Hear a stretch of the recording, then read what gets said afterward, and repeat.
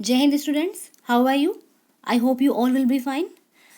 आज हम पढ़ेंगे science chapter number 4 of class 8 that is materials, और इसमें मेटल्स एंड नॉन मेटल्स। जो टॉपिक हम कवर करेंगे वो होंगे आपके मेटल्स और उनकी प्रॉपर्टीज़, नॉन मेटल्स और उनकी प्रॉपर्टीज़, कोरोजन मेटल्स का क्यों होता है, अलॉयज़ क्या होते हैं, यूजेस और ऑफ मेटल्स और नॉन मेटल्स क्या क्या हैं। ठीक है, चलिए स्टार्ट करते हैं। इस पिक्चर को ध्यान से देखिए। इस पिक्चर्स में आपको क्या दिखाई दे रहा है? बहुत सारी चीज़ें दिखाई दे रही हैं। टेबल दिखाई दे रही है आपको, यहाँ पे लैपटॉप है, आपका फ़ोन रखा हुआ है, यहाँ पे आपकी बुक है, पेंसिल है। अब ये चीज़ें जो हैं ये आपकी मेटल्स की भी बनी हो सकती हैं और नॉन मेटल्स की भी बनी हुई हो सकती हैं। ठीक है, अब ये आप कैसे डिफ्रेंशिएट करेंगे कि ये मेटल्स की बनी हुई हैं या ये नॉन मेटल्स की बनी हुई हैं? तो इसको डिफ्रेंशिएट करने के लिए, इसको अंडरस्टैंड करने के लिए हमें स्टडी करना पड़ेगा about the properties of metals and non metals. ठीक है, तो सबसे पहले हम स्टडी करते हैं about the properties of metals. ठीक, जो प्रॉपर्टीज़ है मेटल की वो बेसिकली 4 होती हैं। पहला है आपका metallic cluster, second one is malleability, third one is ductility and fourth one is hardness. ठीक है, इनको हम 1 बाय 1 करके डिस्कस करेंगे वीडियो में। चलिए, सबसे पहले हम बात करते हैं मेटेलिक क्लस्टर की और मेलेबिलिटी की।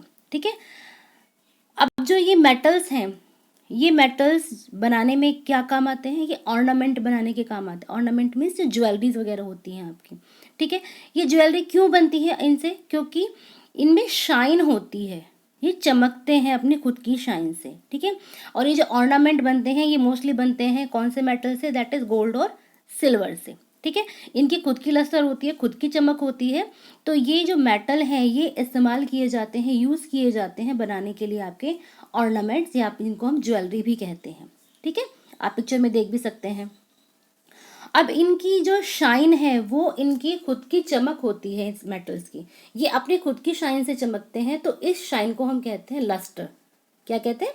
लस्टर। ठीक है, चाहे आप एल्यूमिनियम के स्पून देख लीजिए, यहाँ पे स्पून रखी हुई है, ये एल्यूमिनियम की स्पून है। सिल्वर फॉयल आपका जो जिसमें हम फूड रैप करते हैं उसकी भी अपनी खुद की शाइन होती है। ठीक है, तो it is also lustre material. ठीक है, वो भी आपका लस्टर मेटल है। अब क्योंकि इन मेटल्स की खुद की शाइन है, ठीक है, तो इनकी जो शाइन होती है, इनकी जो लस्टर होती है, इसकी वजह से ही इनको कहा जाता है मेटेलिक लस्टर। यानी कि इनकी जो शाइन है इन मेटल्स की, वो शाइन कहलाती है मेटेलिक लस्टर। आई होप आपको ये समझ में आ गया होगा। चलिए आगे चलते हैं।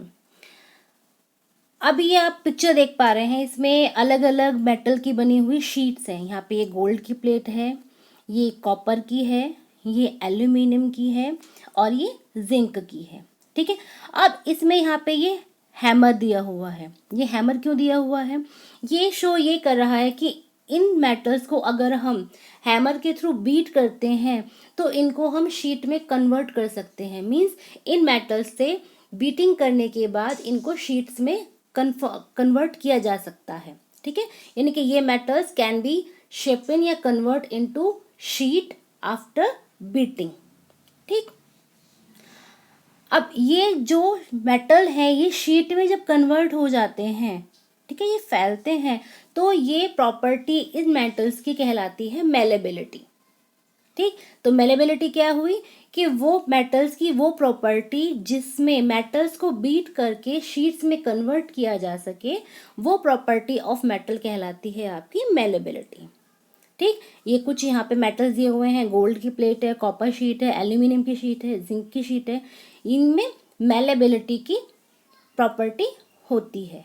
मेलेबिलिटी समझ में आ गई? चलिए आगे चलते हैं। नेक्स्ट जो प्रॉपर्टी है आपकी मेटल की वो है आपकी डक्टिलिटी और हार्डनेस। ठीक है, चलिए इनको भी देख लेते हैं। डक्टिलिटी, आपने ये 2 पिक्चर्स आप देख रहे हैं, इसमें ये वायर है आपका कॉपर का। ठीक है, और यहाँ पे ये जो गोल्ड का ऑर्नामेंट है आपका, जो ज्वेलरी है, इनकी इसके ऊपर यहाँ पे ये थिन वायर लगा हुआ है आपका गोल्ड का ही। ठीक है, तो ये गोल्ड का वायर या ये कॉपर का वायर कैसे बनता है? चलिए देखते हैं। मेटल्स में एक प्रॉपर्टी और होती है कि इन मेटल्स को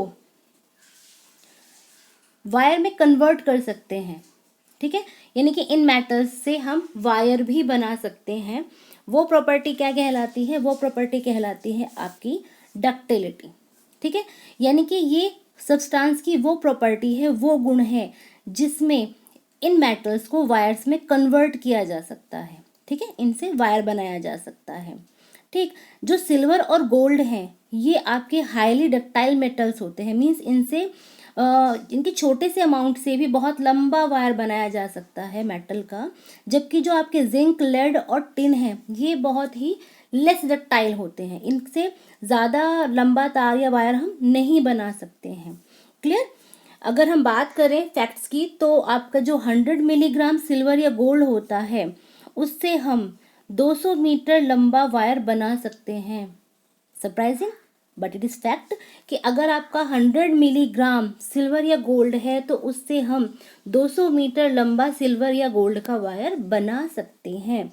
ओके, आई होप ये आपको समझ में आ गया होगा। आगे चलते हैं। डक्टिलिटी समझ में आ गई, यानी कि डक्टिलिटी मेटल्स की वो प्रॉपर्टी है जिससे उसको हम वायर में कन्वर्ट कर सकते हैं।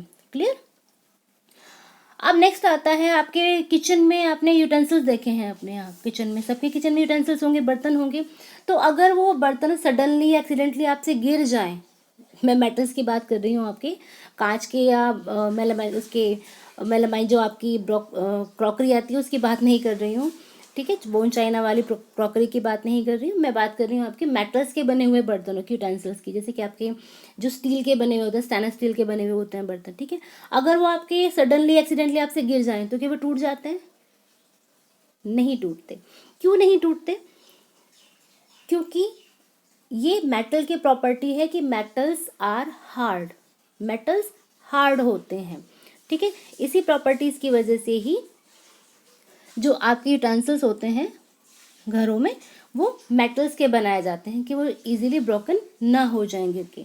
तो ये 4 प्रॉपर्टीज़ हैं मेटल्स की जो हमने डिस्कस की हैं अभी: मेटल क्लस्टर, मेलेबिलिटी, डक्टिलिटी और हार्डनेस ऑफ द मेटल। अब जो यूटेंसिल्स होते हैं, यूटेंसिल्स मैंने अभी आपको बताया मेटल्स के बनाए जाते हैं। क्यों बनाए जाते हैं मेटल्स के? क्या ज़रूरत है मेटल्स की बनाने की हमें? आंसर इज कि जो ये मेटल्स होते हैं, ये मेटल्स जो हीट होती है कि आप जैसे बर्तन में के नीचे आप गैस स्टोव को ऑन करते हैं तो वो गर्म हो जाता है। कैसे होता है कि जो आपके